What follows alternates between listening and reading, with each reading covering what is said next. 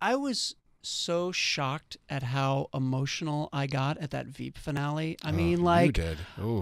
what was it like for you when you found out what was going to happen to Gary at the end there? Honestly, it made sense to me, and I was glad it happened for a couple reasons. One, not to turn Veep into a moral tale, but it's such a picture of you reap what you sow to me. And Selena Meyer is an atrocious human being. Gary thinks she's Jesus, but in reality, she's an awful character who's narcissistic and backstabbing and all this kind of stuff. And the fact is, she sowed that through her life, and she reaped in the end sadness and isolation.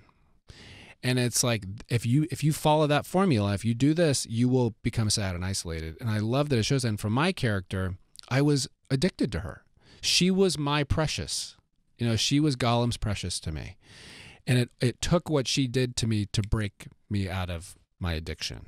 So there was something that I was very satisfied about it. It was very sad, but I was satisfied. What do you think happens to him when he's walked off? I think he is 20 years in prison. I think the first 5 years he thought she was coming back. And then when he realized she didn't, I think those last 15 were like, maybe I should start looking into some stuff about myself.